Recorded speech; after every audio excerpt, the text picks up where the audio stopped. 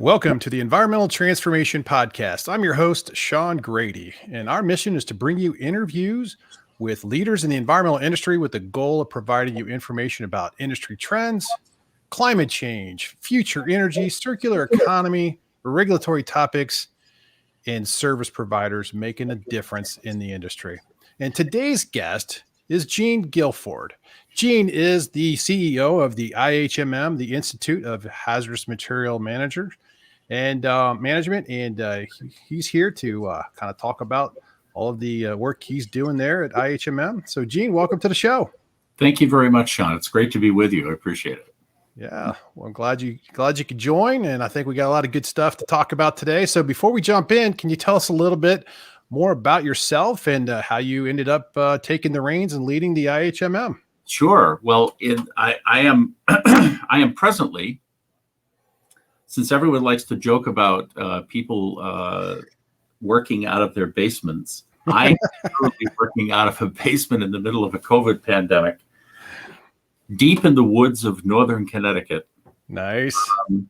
I came to IHMM 2.5 years ago, and was fascinated because I had about 25, 30 years in the energy industry, where obviously we dealt exclusively with hazardous materials. Right. So I had a very strong background in hazardous materials when I came here, and I also had a long background in education and training.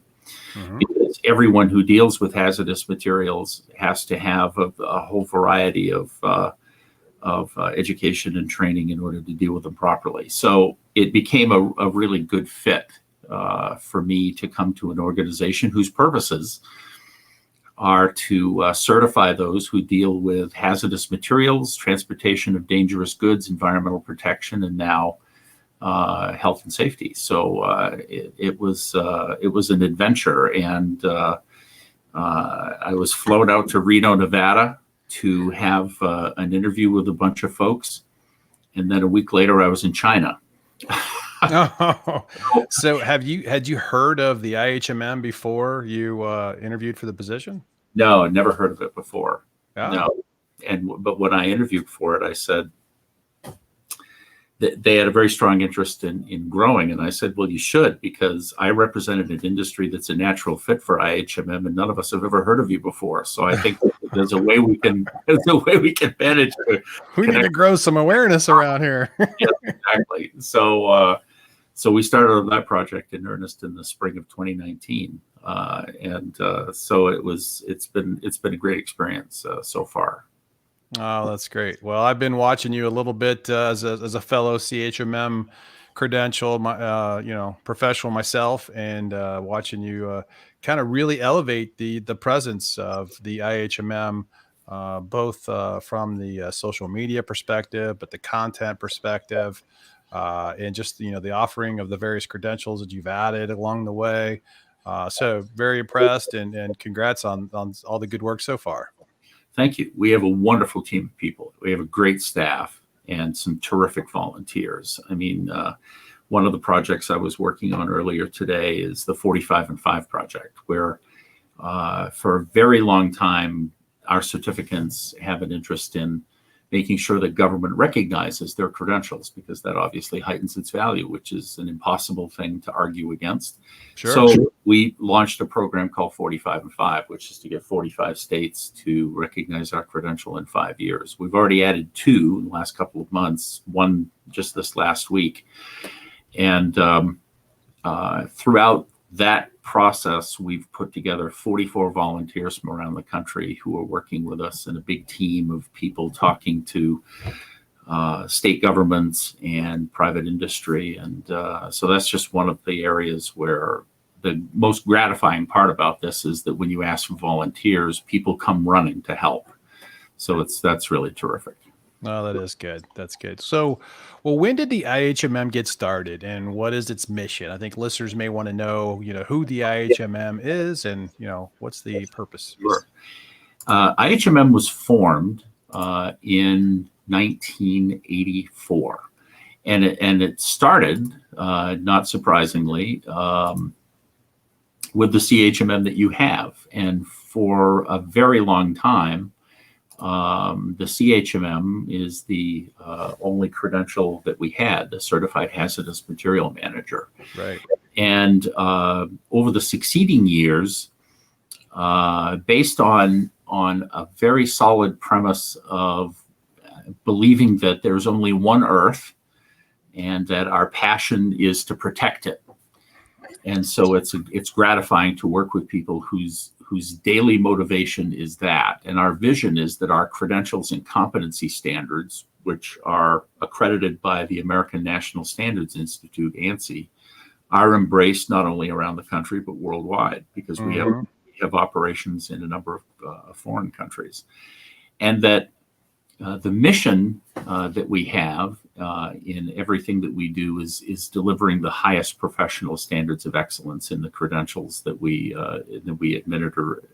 administer and promote. And over the years, the top 1% of the people in their profession end up managing to qualify in order to have these credentials.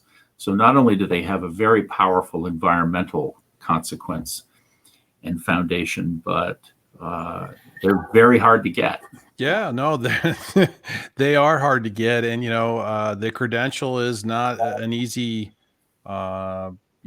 test to pass. There's some challenging questions. You have to have a really good base knowledge of a lot of different disciplines within the environmental space. So, from regulatory aspects to analytical and geologic and just safety. There's a lot of different things that are covered under that credential. So no, it's great. And as a professional myself, that was one of those things when I was coming into the consulting world. I thought, well, what do I need to do, to maybe set myself apart from the other professionals in the industry? Because if you weren't a professional engineer or a professional geologist, the rest of the chemists and environmental scientists and everybody else was kind of hanging out there without a credential to really back them with, something that said, hey, these guys are, recognized for their experience. And so the CHMM was it for me, and I pursued it. And was glad I did. And it's really helped me advance in my career. So kudos to those who are listening, who are achieving this effort and going through the process. So absolutely. Well, that's really the essence of the value of our private credentials, is that it enables the very few who are able to hold it to be able to distinguish themselves from everyone else in the market. And we've talked in the past about, we launched a student CHMM program because there were a lot of people who were retiring, not enough young people coming into the trades. And so a year ago, we started a process of a pilot program involving students going literally into colleges, junior, senior level at college. And the way I described it to them is that 1.5 million people a year in the United States graduate with a bachelor's degree. How does any one of those 1.5 million people manage to distinguish themselves from each other? And I said, that's what private credentials are all about, is that they're a reflection of your serious commitment to your industry or your trade and your future, your willingness to adhere to an extraordinarily difficult and stringent code of ethics for how you behave, not only as a person yourself toward colleagues and others, but also your code of ethics and how you go about your professional life every day. And so to have that distinction is really extraordinary, and that's what matters a lot to employers. Absolutely, absolutely. Well, before we get into too much details about some of that interesting program that you've just discussed, let's talk a little bit about how the organization's structured. So people who are interested in coming into this arena, and they thinking, hey, I want to obtain this credential. What does the organization look like? How are they supporting the individual? Well, that's an interesting question. We are guided and run by a board of directors. The board of directors is made up of 13 people, and our board is structured in a way that enables one person to represent each of our accredited credentials, and then we have a number of people who serve at large for a total of 11. Then in addition to that, The really hard work, not that our board doesn't work hard, but the really hard work, the day-to-day work of actually creating and maintaining credentials is done by scheme committees. Okay. We have a scheme committee for each one of the credentials, and those people are responsible for continuously updating the content, the examinations, the item banks, and every 5 years, the blueprints. So the blueprint for your credential changes every 5 years, and it's updated and strengthened. And the CHMM, for example, blueprint that was released in October of 2020 is substantially larger and more expansive and has greater depth, covering literally every statutory authority of EPA than the one that preceded it 5 years before. So these things get continuously more complicated and certainly as a result more difficult. They build upon each other as the regulations build, right? Right. So those scheme committees is really the heart and soul of our organization, because they are the people, the subject matter experts that build credentials and can continuously improve on them. Well, so who at the end of the day is like accrediting, where's the accreditation come from that grants this designation for IHMM? That comes from the American National Standards Institute, which is the gold standard of accreditation in America. So it's ANSI. ANSI, that's correct. All right. Now soon to become better known as ANAB, ANAB. They're updating their name too. Okay. But ANSI is an integral part of everything that we do, because ANSI is entirely about process. It's about how we build a blueprint, how we build a job task analysis, the psychometric analysis of how we construct exams and item banks, all about the process of how you created this credential, how it's maintained and operated and administered, and to make sure that in every way we operate without regard to discriminatory behavior and everyone being treated equally across the board. So ANSI accreditation is very difficult to get, very expensive to maintain, but once you have it and maintain it, it becomes the gold standard of accreditation authority in the country. That's fantastic. Well, that's good to know, because I don't know that a lot of the listeners may understand that the accreditation, it's not just some organization say, well, I'm gonna accreditate you guys, or I'm gonna give you a credential, and it doesn't carry any weight, right? I mean, this thing carries weight. It's been through a review process. When I meet with senior officials at the Environmental Protection Agency, when I first came to work here, we started talking about what we were doing, and I was doing an explanation much like this one. And I said that our credentials were accredited by ANSI. They said, ANSI is the gold standard of accreditation. So every single thing that you put on the table becomes something that they highly value, because they understand how difficult it is to get and to maintain. So it's recognized everywhere in the country. I can remember back in the early 90s when a lot of the state agencies were promoting the CHMM to agency staff. And back then I was a state agency person. I worked for the Indiana Department of Environmental Management. I spent 8 years there as a regulator, and that's where I became exposed to the CHMM credential. And it wasn't too long after I left the agency into consulting that's when I said, hey, I need to go ahead and do this and obtain this credential. So a lot of federal and state agencies were adopting it and really embracing it, as well as a lot of industry, back in the late 80s, early 90s, as that credential that they were seeking for people to fill positions. And I think that trend still is kind of coming back a bit right now, where, their preferred candidate is a CHMM or a CSMP, or, one of these other credentialed candidates. I think that's really encouraging to see companies requiring that expectation of their professionals. Absolutely. And again, it focuses back on the real purpose of a private credential that we offer, and that's its ability to distinguish you. And so once employers and the state agencies that you talk about, and we have more of them all the time, we just, with the state of Colorado's Department of Transportation, this last week, we just announced that they're senior project manager and health and safety officer Mhm. for all DOT projects.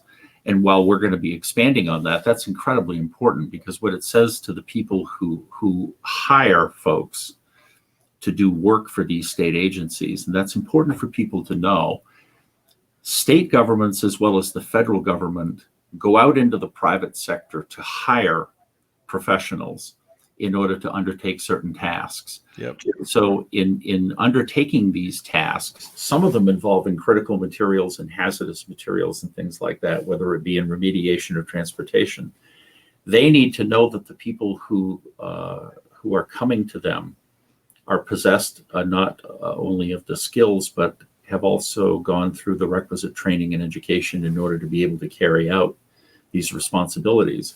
Having that private credential is key to that.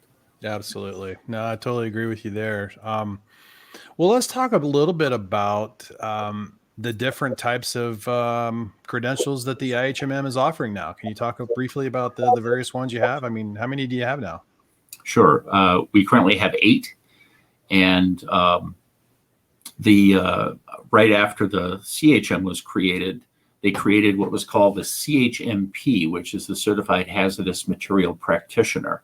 The difference between the two is the CHMP does not require one to have an associate's degree. And education requirement. Right. It doesn't require a degree. And what we found in that body of people that have CHMPs are people who have an extraordinary knowledge through practical experience. Sure. Environmental law and environmental regulations. They may just not have gone through a bachelor's or an associate's degree program in order to get it. The next one is the CDGP, which is the Certified Dangerous Goods Professional. Now that credential is a global credential because it's based on 4 individual model regulations, starting with the Orange Book from the UN, then the IMDG and the International Air Transport Association, IATAs, right, and the ICOA. And those people are responsible for the transportation of hazardous goods by land, sea, and air. Mm-hmm. And I took the CDGP exam, and it's a beast of one. a daunting experience. It was. Make sure you get those outer packaging and inner packaging requirements properly. I want to tell you something. By the time I got to the part of the test where they were asking me questions about some Peruvian transportation regulation, I was about ready to pull out what was remaining of my hair. But the people, the fascinating part about it is having an opportunity, and this was true in Asia as it was in Europe, to meet extraordinary people who are responsible for transporting hazardous materials every day, including the United States, where more than 2 million movements of hazardous materials takes place every day, some by rail, some by truck, some by ship, a lot by air.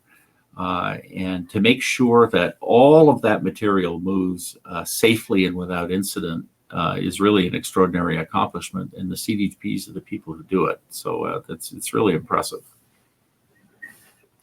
And then you got there's some safety ones you have too, right? Yes, that's right. We have the student CHMM, which I mentioned a few minutes ago, which just came out of a pilot program that we're going to be expanding here this summer. And then we have a CSHM, which is a safety and health manager.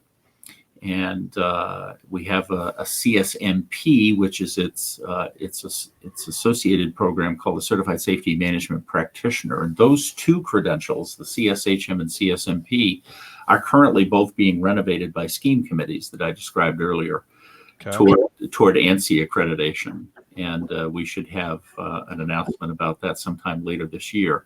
And then we have another postgraduate credential called the Associate Safety and Health Manager that a person can get as soon as they graduate from an approved college. We have an entire group of about 60 colleges around the country that have enrolled in our program, and they put their students through our program. And after the student graduates, they are eligible for an ASHM that serves as a stepping stone to higher level credentials later on. So we really have 2 credentials at this point that reach into schools to get younger people engaged and involved in private credentialing, health and safety, and hazardous materials both.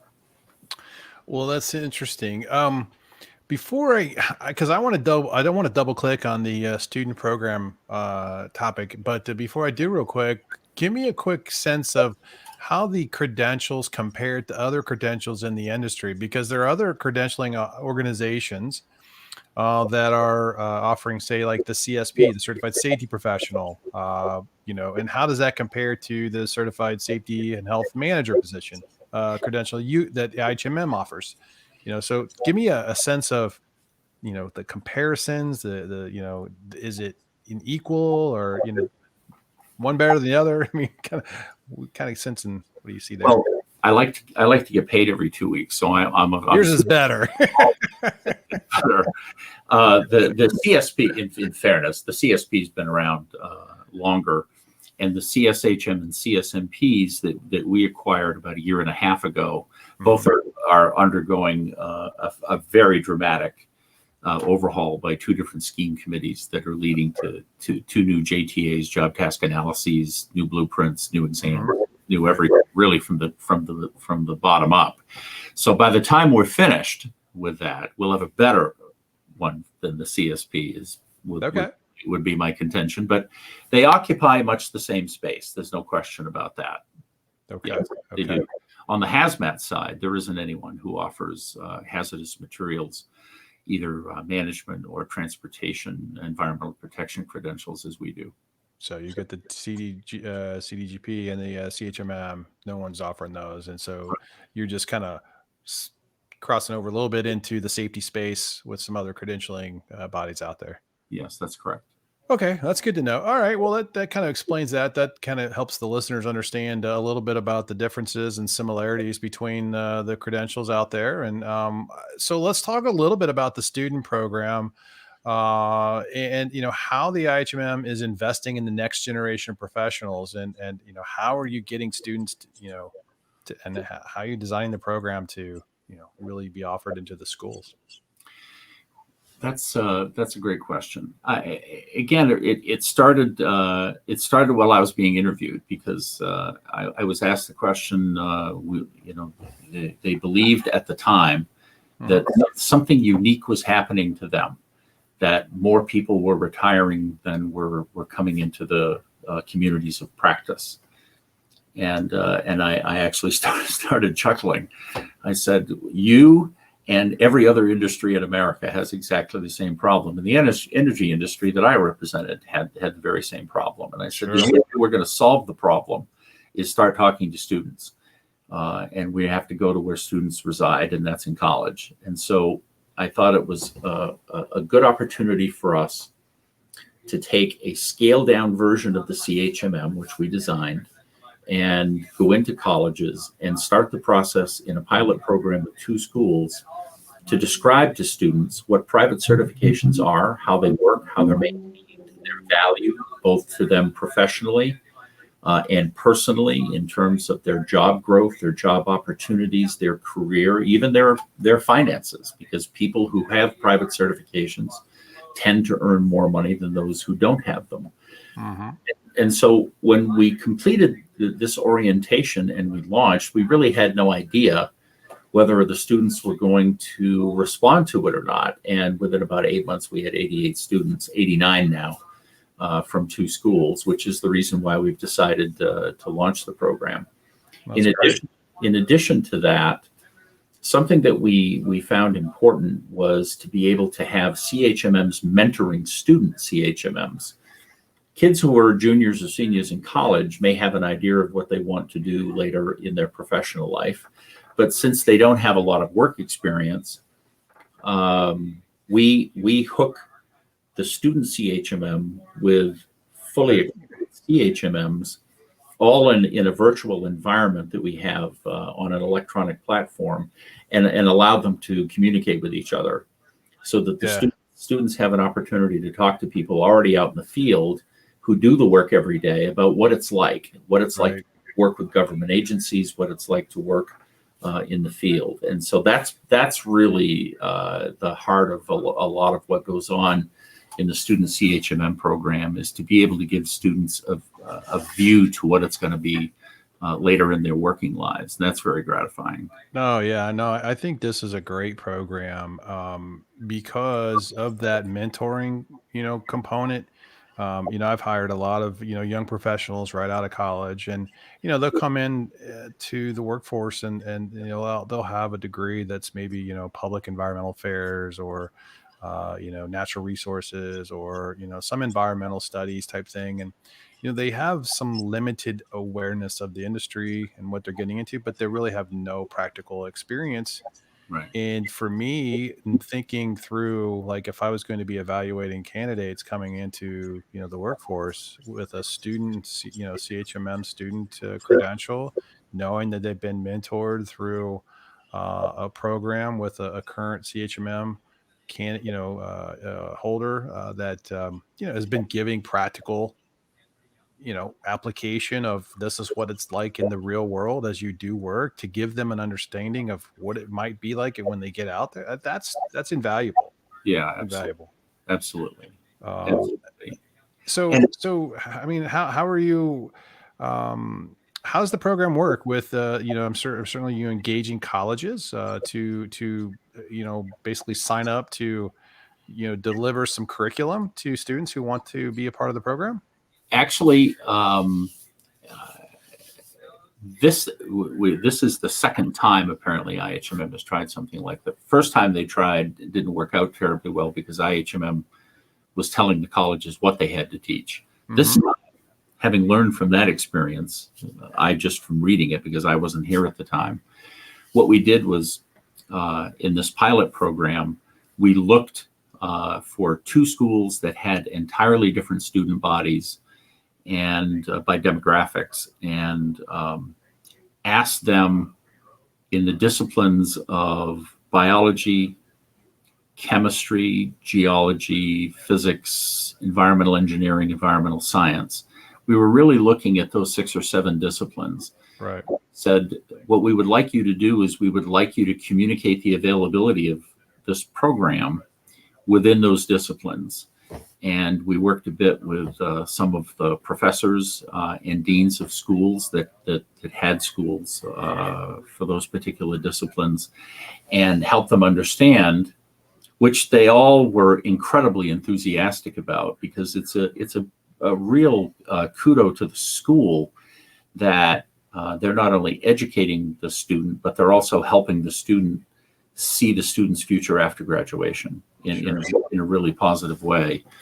So once we're communicating with students in those disciplines, then it becomes relatively easy, because the school does the communication with us and for us within the school.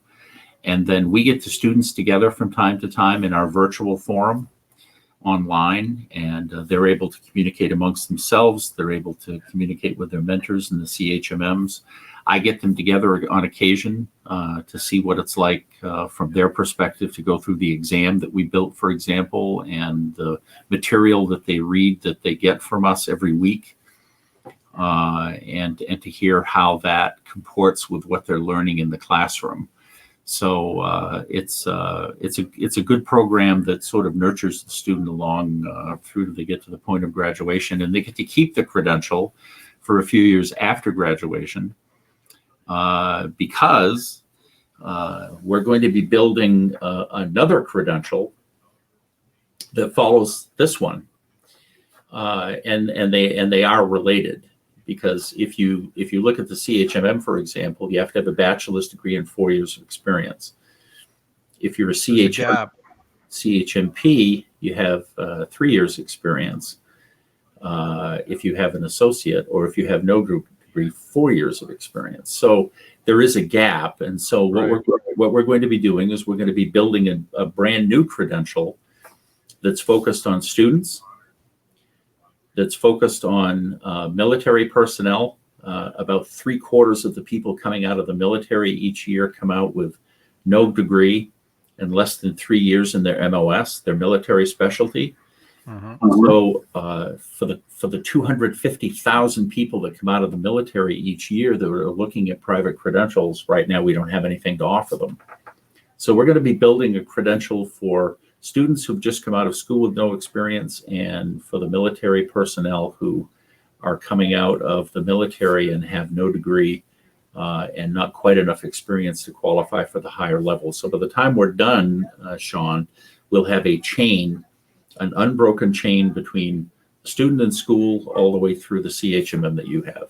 Oh, that's fantastic. I really like to see that. I mean, there is a gap. And what's the IHMM doing to, I guess, increase interest, involvement of companies in the industry to, support the IHMM with having their employees pursue these credentials and supporting what's going on in that space? And maybe you could talk a little bit about any efforts in that area. Sure. Well, before I came, we never really had a well-organized, consistent effort to inform private sector entities about these credentials and their value. The CHMM, having started in the mid-'80s, literally grew almost word of mouth. And over time, about 20 years, managed to get to the point where it became quite large. One of the things that's important to remember, though, is that if you're operating a company on the basis if you build it, they will come, you probably start in a movie, but you're not really starring in reality. So we had to learn the lesson of having to go out to the community and communicate everything that is important about these private credentials, as well as everything that goes into building them, and what you're building and investing in an employee if you're encouraging people to have these credentials, especially when it comes to professional development. Because, as you know, every 5 years you have to recertify your credentials. So in that 5-year period between the time you first get it and the time you do your first recertification, you're earning points. And it's not just about watching TV. You have to also make sure that you're investing in education and training that comports with your credential. So going back to conferences and taking courses online, which is the reason why we formed the Hazardous Materials Society last year, was to make sure that all of our credential holders had a place to go to find the education and training resources necessary to continuously improve and strengthen their credential prior to and through recertification. Well, you just mentioned this, the IHMM Society. Talk a little bit about the types of resources the IHMM's providing credential holders or interested parties to obtain their credentials. Right. Prior to 2018, if you came to IHMM and you wanted to take professional development courses, you really had no idea where to go. IHMM issued you the credential, but didn't get engaged in the education and training. And that was frankly a drawback to our ability to grow. So we formed the Hazardous Materials Society and formed a robust education and training platform in that society. And I went out and negotiated with 24 different vendors of education and training efforts, ranging from University of Findlay in Ohio to Columbia Southern, Oklahoma State University, Chemtrek, Bowen, Digital, a number of vendors of really fine education and training programs to put those programs in one place.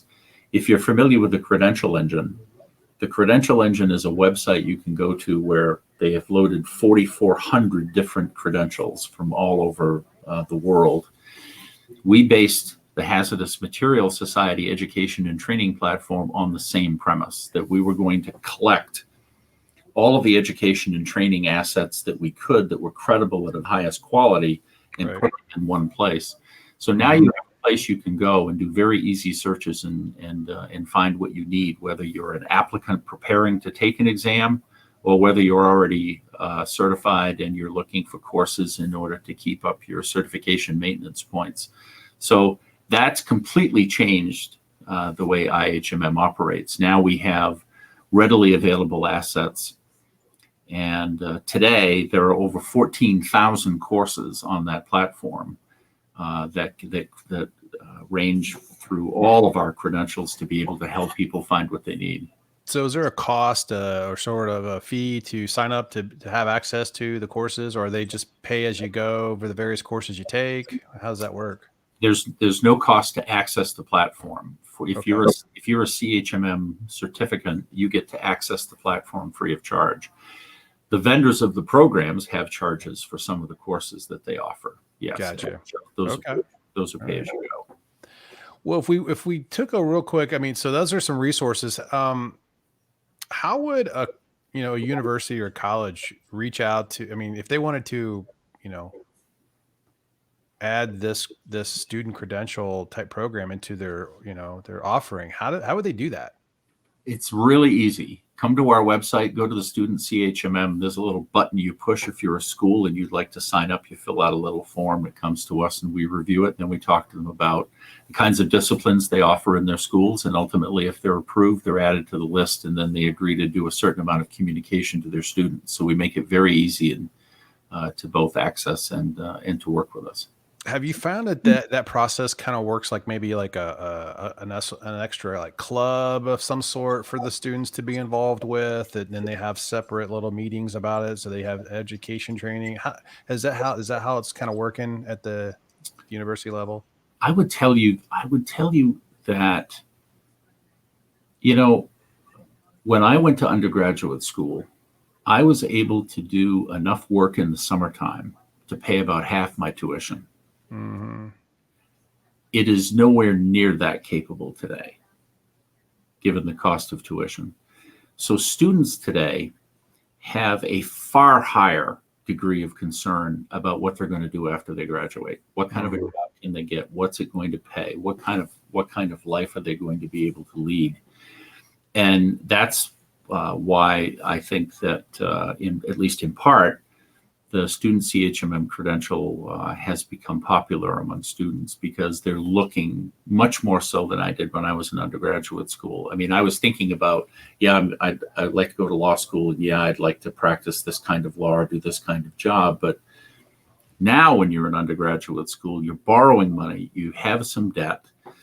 You're worried about how you're going to pay it off. You're worried about how long it's going to take you to pay it off. They're all looking for the edge, aren't they? Exactly. They're looking for the edge, and that's really what becomes the sort of keystone of the relationship that we have, is to be able to put them in a position where they can take the most advantage of that. Well, I'd like to really hope. I hope that a lot of the various colleges and universities out there that are really focused in on environmental science and engineering and chemical, and that they're really reaching out to offer this as an additional offering, because I think it's such a valuable thing. And let's get these young professionals getting into into the profession with a credential behind their name that'll set them apart. I've read that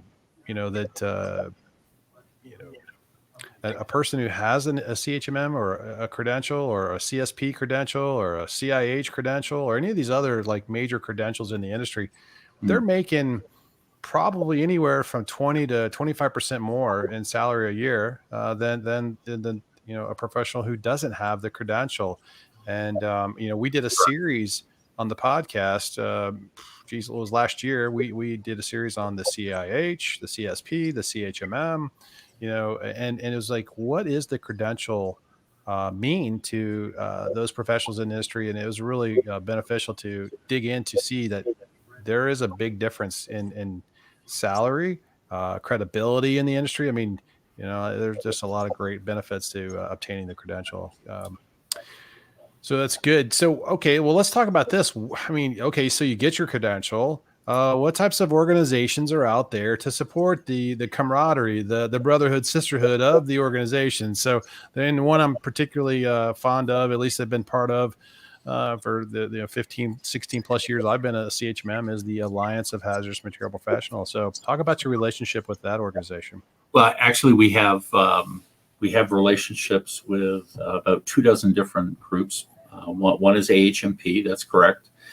We have the Dangerous Goods Trainers Association and about 20 others, and I don't want to miss any of them and leave any of them out. But we put together, I mean, it's the North American Hazardous Material Association. We regard partnerships as critical to our ability to succeed. Sure.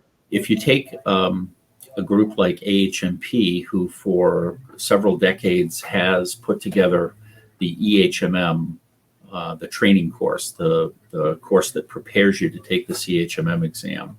Right. They've done a terrific job with that. And I was working with their Rocky Mountain chapter this week on the program that they're going to start offering in May.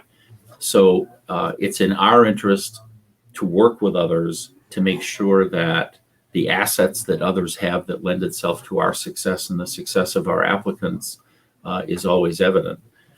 In addition to that, we have relationships with companies that range from AstraZeneca to FedEx and Boeing. We work with government agencies ranging from EPA to the Department of Transportation and Department of Homeland Security, the Department of Defense, and state agencies all over the country who want to be able to understand how to better develop their own personnel to serve the needs of not only today but tomorrow, especially with regard to environmental protection. Sure. Interesting in the current pandemic is a great example of that. We have a micro credential project that we're currently involved with, where we're trying to develop micro credentials that will attach themselves to the larger credentials we have. So one of the micro credentials that we're exploring deals with pandemic response and pandemic preparedness, two different micro credentials. We're going to be working with NIH and CDC that's good. on developing those. Okay. We want to help prepare people, because when a crisis hits in the country or a state or a region, people who work in government want to be able to immediately go to a computer database and pick up the phone and know who can we call and get involved in helping us solve this particular problem. Sure. And that's one of the services ultimately that we're going to be able to provide, is to make sure that there are people who've been well prepared, trained, and certified to deal with certain crises. And all we hear from NIH and CDC is that while we hope we're on the downward slope of the pandemic we're in now, this is not going to be the last one we'll see. Right. And that we need to work with government to make sure that they have people. So whether it's in the private sector, non-governmental organizations, or government, we have a lot of partners that we work with to make sure that we're constantly an integral part of serving the country. No, that's good. I mean, that's really good. So you're partnering with a lot of different organizations. How about the American Society of Safety Professionals, or the Air and Waste Management Association? Are those the types of other organizations you're talking about that you're partnering with? Exactly. National Safety Council and ASSP are two organizations that we're very close to, because both of those do a tremendous amount of EH&S information and education and training. Those are regular features in the weekly newsletter that we put out. So yes, those are very important to us. By the way, I've really enjoyed the weekly newsletter that you're putting out. You've got a lot of really good content there. For the listeners, if you're not signed up to receive the newsletter, please go to the IHMM website and sign up, because Gene and crew are issuing and submitting, basically providing great content about industry trends, new regulatory topics, training information, where to get. I mean, there's just, service provider information. There's a lot of really good stuff there about what's going on at the IHMM. So thank you. We put a lot of effort into especially government information, because a lot of our folks obviously deal with government in the course of their work. And so, whether it's at EPA, Department of Labor, Internal Revenue Service, the plethora of regulations that comes out of just the federal government is astonishing. And we're going to be adding a new service here shortly from the Journal of Hazardous Material Transportation that has the most extraordinary array of depth of information about hazardous material transportation, which it derives its name. Mhm. So international regulations that deal with transportation change weekly. And if you just took a look at what happened with Brexit, when Britain separated from the European Union, Yeah.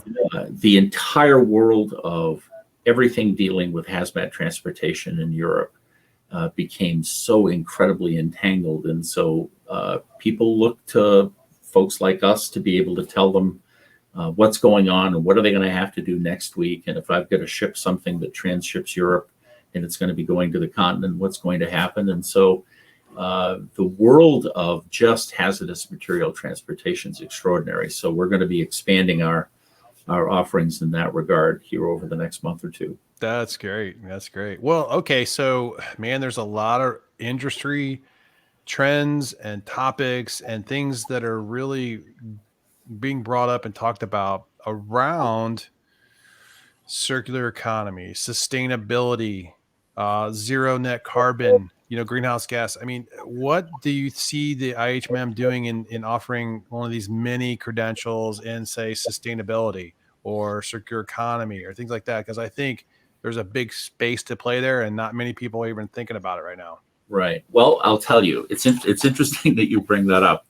Mark Bruce, who's the immediate past chair of AHMP, and I talked today, and we're putting together a task force on creating a sustainability credential. Oh, There's great. there's no question that if you look around the landscape, and this would be an accredited credential, which distinguishes itself from a lot of people that offer a sustainability piece of paper. Right. But we want to offer something that's accredited. If you look around at the world today, and especially over the last 5 or 10 years, the ability to be able to work in a corporate manufacturing environment, especially, and to dedicate a company and its personnel to a sustained high level of interest in the environment and about the impact that all processes have on the environment and humans. Yep. That is something that has been an explosive growth over the past 5 years. And Mark and I had a couple of long chats about this, and we're really missing the boat if we don't do something that puts our best foot forward to create something. Mark and I are good friends, and if you need any assistance, you just give me a shout. I'll be interested to support you there, because I'm a little passionate about the sustainability aspect of our industry. The IHMM, you guys are kind of a beacon of light for people who are looking for a really good credential in this industry to advance their career, to separate themselves with something that means that they have achieved a certain level of credibility. And I love the code of ethics that's part of the credential. I think that people who obtain the credential are advancing their career and earning more money for their families, and that's very important, especially in this day and age. That maybe either paying those bills from college off, or your mortgage or whatever, kids going to school, and you need this, and I think it just elevates everyone's game when they obtain these credentials, and so I really appreciate that with all the work you're doing. But give me a last little parting shot about what's the strategic agenda over the next couple of years for you guys. What are you thinking? Besides some of these new little credentials, anything else out there that we haven't discussed?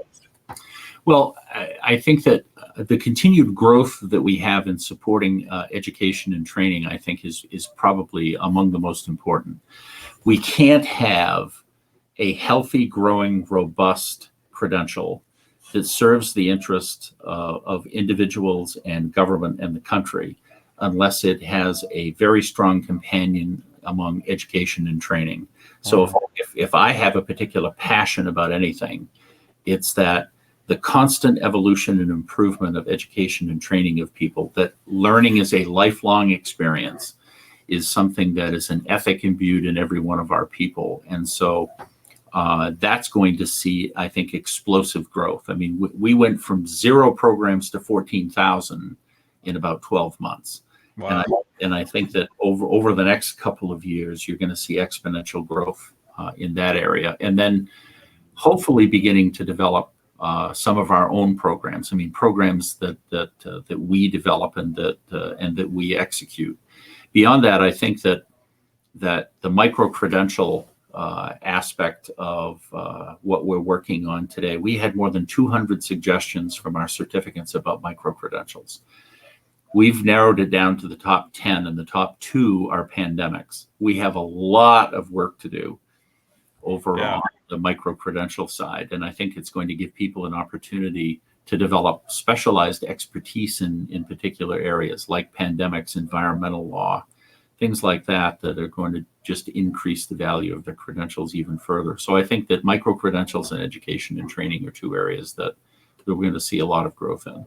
And I'm sure, there's strategic outreach to increase, certificate holders and membership and organizations supporting. So, I mean, that's a big challenge for you guys, I'm sure. It goes on every day. Absolutely. Yeah, absolutely. Especially in a pandemic. It's not easy to get people to spend money in a pandemic, but we're getting there. It's interesting. People have adjusted pretty well to the new normal, so to speak, of what it looks like. And now we're kind of on the cusp of potentially here in the next few months, maybe reopening a little more. And it'll be interesting to see how industry responds to, the new changes. But I get a sense that there'll still be a lot more people working from home and still getting the work done and being effective. And at the end of the day, the pandemic has really kind of shown people that, we can do things more sustainable from a different way of work. I mean, working from home. I mean, can you imagine all of the emissions we've been saving because we're all working from home and not driving our cars everywhere? I mean, absolutely. We moved into new offices in January of 2019, and everyone, it was like the first day of school. Everyone was very excited. They picked out the office and the furnishings, and we were very happy to be in a new home. Yeah. A year later, a pandemic hits, and thank God it's only a 5-year lease. Now everybody wants to work from home. It's like, well, we're gonna do this really great office space. The real estate market's going to be taking a hit, I think, over the next year or so. But there'll be some good bargains out there. Really, seriously, it is, because I mean, we're obviously going to be using our office space, but far less than we ever did. So it's become certainly a different way to work. I mean, beyond the fact that you get up every day and it's like the movie Groundhog Day. It's like nothing ever changes. It's like, I've got to. And Groundhog Day. My second vaccination is going to be April 11th, and my first airplane trip is on May 3rd. So I'm finally going to get on an airplane and go somewhere. So that's good. Yeah, my second vaccine is on the 18th of April, so a week after yours. So yeah, I'm excited to get that done too. So, well, look, Gene, thanks for coming on to the show today. I think we really kind of was able to cover a lot of the information about what's going on with the IHMM, the credentials you are offering, the resources available to the candidates, what the value proposition of having a credential is for professionals, what you guys are doing in the realm of, bringing on the new talent, the young, professionals through the student program. I think that's fantastic, and all your affiliations and supporting of the industry has been great. So I really appreciate you coming on the show today. Well, thank you very much. It's been a pleasure to be with you, and I look forward to talking to you again. That sounds great. Well, look, we'll talk to you soon, and we'll get this out in about a week or so. Thank you. Yeah, bye-bye.